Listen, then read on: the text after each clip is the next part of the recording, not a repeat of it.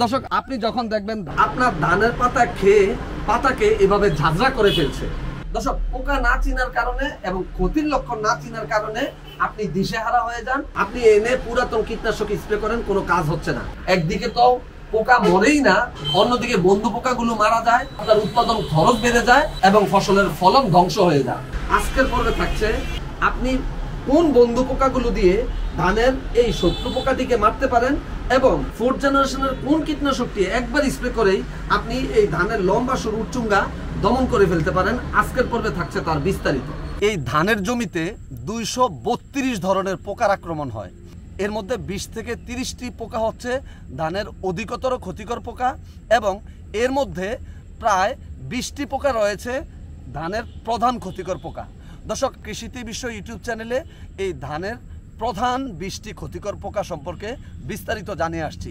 দর্শক, এই 20 পর্বের ধারাবাহিকে আপনাদের কাছে তুলে ধরব ধানের এই 20টি পোকা দমনের সর্বশেষ পরীক্ষিত কৌশল। ধানের ক্ষতিকর পোকা দমনের সর্বশেষ পরীক্ষিত কৌশল 20 পর্বের ধারাবাহিকের প্রথম পর্বে থাকবে ধানের ক্ষতির ধরন ও ফসল খাওয়ার ধরন অনুযায়ী ধানের ক্ষতিকর পোকা পরিচিতি। দর্শক, দ্বিতীয় পর্বে থাকবে ক্ষতির পর্যায় অনুযায়ী ধানের ক্ষতিকর পোকার শ্রেণীবিভাগ। তৃতীয় পর্বে থাকবে ধান গাছের স্তর ভিত্তিক পোকা আক্রমণের সময় ও ক্ষতির ধরন। চতুর্থ পর্বে থাকবে ধানের গলমেজ বা ধানের গলমাছি বা নলিমাছি পোকা ব্যবস্থাপনা। পঞ্চম পর্বে থাকবে রাইস হিসপা বা ধানের পামরি পোকা ব্যবস্থাপনা। ষষ্ঠ পর্বে থাকবে রাইস ক্যাশওয়ার্ম বা ধানের চুঙ্গি পোকা ব্যবস্থাপনা। সপ্তম পর্বে থাকবে ধানের সবুজ সেমিলোপার পোকা ব্যবস্থাপনা। অষ্টম পর্বে থাকবে ধানের সবুজ সুর লেদা পোকা অর্থাৎ গ্রিন হর্ন ক্যাটারপিলার দমনের সর্বশেষ পরীক্ষিত ব্যবস্থাপনা। নবম পর্বে থাকবে ধানের গ্রাস হোপার বা ধানের ঘাসফড়িং পোকা ব্যবস্থাপনা।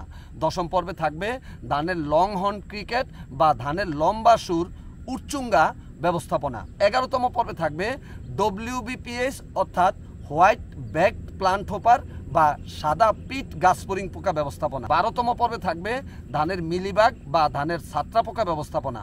13তম পর্বে থাকবে ধানের GLS বা গ্রিন লিফ হোপার বা সবুজ পাতা ফড়িং পোকা ব্যবস্থাপনা।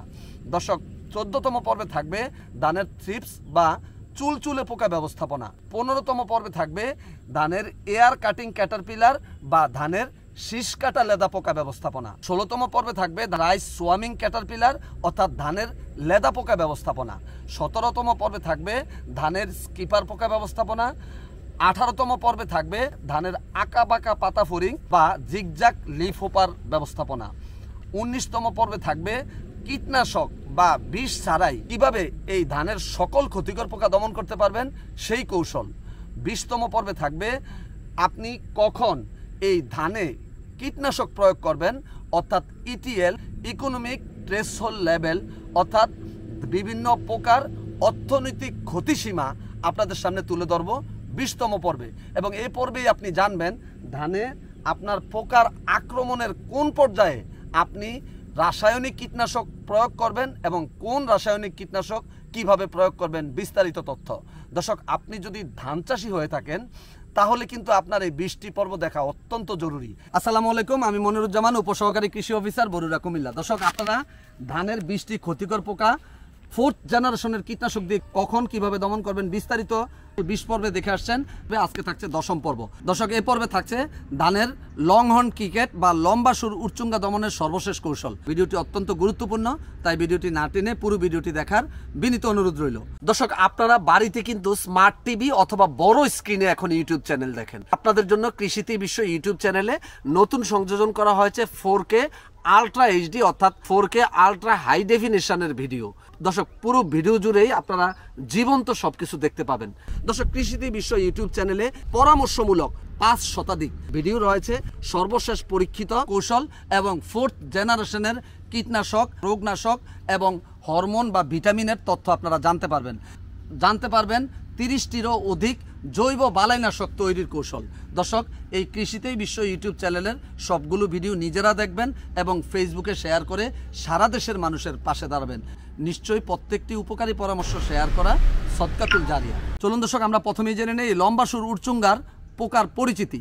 দর্শক, অর্থপ্তেরা পর্বের লম্বা সুর উচ্চুঙ্গার গায়ের রং সোনালী, লম্বায় এরা 2.5 সেন্টিমিটার মতো হয়। এরাও ঘাসফড়িংয়ের মতো লাফিয়ে লাফিয়ে চলে। এই পোকার জীবনচক্র 3টি: ডিম, বাচ্চা এবং পূর্ণবয়স্ক, এবং এদের জীবনচক্র শেষ হতে সর্বোচ্চ 3 মাস পর্যন্ত সময় লাগে। চলুন দর্শক, আমরা এখন জেনে নেই এই লম্বা সুর উড়চুঙ্গার ক্ষতির ধরন। এই পোকা বাচ্চা এবং পূর্ণবয়স্ক উভয় অবস্থায় ধানের ক্ষতি করে। এরা কেটে কেটে ও চিবিয়ে চিবিয়ে পাতার কিনারা ও শিরাগুলো বাদ দিয়ে এমন করে খায় যে পাতাগুলো ঝাঁঝরা হয়ে যায়। আক্রমণ বেশি হলে গাছ দুর্বল হয়ে পড়ে এবং এই দুর্বল হয়ে পড়ার কারণে ফসলের অনেক ক্ষতি হয়। এরা এপ্রিল থেকে জুন মাসে এবং অক্টোবর থেকে নভেম্বর মাসে আপনার ধানের জমিতে আক্রমণ করে। সিডলিং টু ম্যাচুরিটি, বীজ বপন থেকে ধান পাকা পর্যন্ত আক্রমণ করতে পারে লম্বা সুর উড়চুঙ্গা।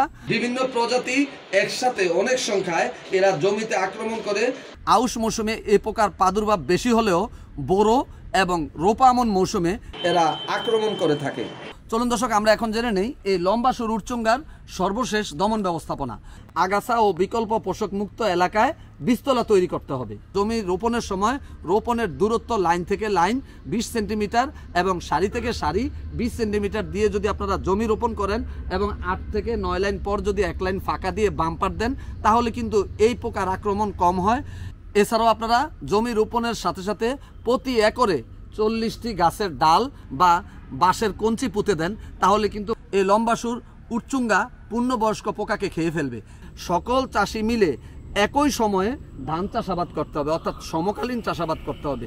চারা মাটিতে লেগে যাওয়া অর্থাৎ রিকভারি স্টেজ পার হওয়ার পর থেকে প্রতি সপ্তাহে অন্তত একবার ধান খেতে জরিপ করবেন এবং শেষ পর্যন্ত অতন্দ্র জরিপ, অর্থাৎ একটি নির্দিষ্ট সময় পর পর আপনারা চাক্ষুষ পদ্ধতি, হাতজাল পদ্ধতি এবং পানিপাত্র পদ্ধতিতে আপনারা জরিপ করে এই মাঠে পোকা আছে কিনা সেটা আপনারা পর্যবেক্ষণ করবেন। বিকল্প পোষক আগাছাগুলো আপনারা পরিষ্কার করতে হবে। অতিরিক্ত ইউরিয়া সার ব্যবহার না করা এবং সুষম সার ব্যবহার করতে হবে। দর্শক, আপনার ধানের জমিতে 8 থেকে 10 দিন পর পর আপনি হাতজাল দিয়ে যদি সুইপ করেন, তাহলে আপনার সুইপিং নেটে চলে আসবে। এছাড়াও জমিতে সন্ধ্যার সময় মাঠের এক কোনায় আলোক ফাঁদ ব্যবহার করতে হবে। দর্শক, জমি রোপণের পর থেকেই আপনারা প্রতি সপ্তাহে একবার জমির এক কোণে 100 মিটার দূরে 2 থেকে 3 ফিট উচ্চতায় একটি বাল্ব বা একটি টর্চ লাইট দিয়ে নিচে বলের মধ্যে সাবান মিশ্রিত পানি দিয়ে 1 ঘন্টা রেখে দিবেন। এটাকে বলে আলোক ফাঁদ। তাহলে এই আলোক ফাঁদে আকৃষ্ট হয়ে পূর্ণবয়স্ক পোকাগুলো এসে মারা পড়বে। দর্শক, আপনারা পাটের সুতলি কেরোসিন তেলে মিশিয়ে যদি সকাল 10টার দিকে 2 জনের পাটের সুতলি ধরে জমির এক কিনার থেকে আরেক কিনার পর্যন্ত টেনে দেন, পোকা মারা যাবে। দর্শক, জৈবিকভাবেও কিন্তু আপনারা পোকা দমন করতে পারেন। অর্থাৎ আপনার জমিতে আল্লাহ পাক কিছু প্রাণী দিয়ে রেখেছে যারা এই পোকাকে আক্রমণ করে। তাই আপনাদের উচিত আইলে খড় বিছিয়ে জমির কোনায় গর্ত করে পানি ধরে রেখে জমির আইলে রঙিন ফুলযুক্ত ফসল চাষ করে এবং জমিতে ব্যাম্বো বুস্টার বা পলিব্যাগে পরজীবী লালন করে বন্ধু পোকার সংরক্ষণ ও বংশবৃদ্ধি করে আপনারা এই পোকা নিয়ন্ত্রণ করতে পারেন।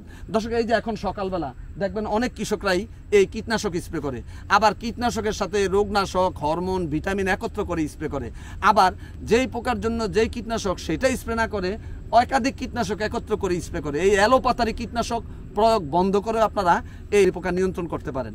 দর্শক, আপনার ধানের জমিতে চারা রোপণের প্রথম 40 দিন পর্যন্ত আপনারা কোনো কীটনাশকই প্রয়োগ করতে যাবেন না। ওই সময় যদি কোনো পোকা আপনার ধানের পাতা খেয়েও ফেলে, এটা ধান গাছ রিকভার করে নিতে পারবে। এলোপাতারি কীটনাশক প্রয়োগ না করা সুবিধাজনক যে কোনো একটি পদ্ধতি এককভাবে অথবা সমন্বিতভাবে অবলম্বন করে এই পোকার আক্রমণ প্রতিহত করা যায়। এলাকার প্রত্যেক চাষি তার আত্মীয় স্বজন, বন্ধুবান্ধব, প্রতিবেশী সকল কৃষককে পোকা নিয়ন্ত্রণের বিভিন্ন কলাকৌশল একসঙ্গে মেনে চলার উদ্বুদ্ধ করে এবং কৃষিতে বিশ্ব ইউটিউব চ্যানেলের আজকের ভিডিওটি আপনি ফেসবুকে শেয়ার করে সারা দেশের কৃষককে সচেতন করেও আপনি এই পোকা নিয়ন্ত্রণ করতে পারেন। উপরোক্ত পদ্ধতি প্রয়োগ করার পরেও যদি পোকা নিয়ন্ত্রণ না হয়, এই লম্বা সুর উড়চুঙ্গা দ্বারা যদি ধানের 25% পাতা ক্ষতিগ্রস্ত হয়, তাহলে ফিপ্রোনিল 20% ও এসিটামিপ্রিড 20% কম্বিনেশন গ্রুপের কীটনাশক ক্রপ প্রোটেকশনের আপন 40 WDG, মেরিগোল্ডের জর্ডান 40 WDG, ইজি এগ্রো কেয়ারের ইজি সুপার 40 WDG, সুইট এগ্রোর কিলশট 40 WDG, এর যে কোনো একটি 1 গ্রাম পার লিটার হারে বিকেলে পুরো গাছ ভিজিয়ে স্প্রে করে দিবেন। অথবা ল্যামডা সাইহ্যালোথ্রিন ও অ্যামামেকটিন বেনজোয়েট কম্বিনেশন গ্রুপের অরণ্যর ল্যাটিন 15 ডব্লিউপি অথবা ম্যাপ এগ্রোর মাহিত্রিন 15 ডব্লিউপি 2 গ্রাম পার লিটার হারে অথবা বায়োফেনোথ্রিন 5%, পাইরিডাবেন 10%, থায়োডিকার 50% কম্বিনেশন গ্রুপের টেন্স এগ্রোর এইম গোল 65 ডব্লিউডিজি, নিউ এগ্রোর নিউ শট, ইঞ্জিনিয়ার্সের ওয়ান স্টপ, ফার্মাটেকের টেক শট, রাবেন এগ্রোর অ্যাডাম প্লাস এর যে কোনো একটি 1 গ্রাম পার লিটার অথবা আইসোপ্রোকাপ 22% ও থায়ামেথোক্সাম 3% কম্বিনেশন গ্রুপের জেনারেলের জেনিকার্ব 25 ডব্লিউপি 1 গ্রাম পার লিটার অথবা ক্লোরোফেনাপায়ার 100 গ্রাম, অ্যামামেকটিন বেনজয়েড 20 গ্রাম কম্বিনেশন গ্রুপের হ্যাকেমের ডাইমেনশন 12 এসসি 1 মিলি পার লিটার, জেংবাং এগ্রিকেয়ারের টেম্পেস্ট 12 এসসি 1 মিলি পার লিটার, রোফ এগ্রোর পিউনি 20 ডব্লিউডিজি 1 গ্রাম পার লিটার, ন্যাশনালের পেনজেট 25 ইসি 1 মিলি পার লিটার হারে অথবা টেবুফেনাজাইড 20% গ্রুপের বাইটারের একুরেট 20 এসসি 2 মিলি পার লিটার হারে অথবা ফ্যান্থিয়ন গ্রুপের কীটনাশক আলফা এগ্রোর ড্রাগন 50 ইসি প্রতি লিটার পানিতে 2 মিলি হারে বিকেলে পুরো গাছ ভিজিয়ে যখন আপনি স্প্রে করে দিবেন তাহলেই দমন হয়ে যাবে এই লম্বা সুর উরচুঙ্গা। তবে দর্শক আপনারা এই যে কৃষক ভাই সকালবেলা স্প্রে করছে আপনারা এই ভুলটি করতে যাবেন না। এই স্প্রে করার ভুলের কারণেই কিন্তু সঠিকভাবে কাজ করে না।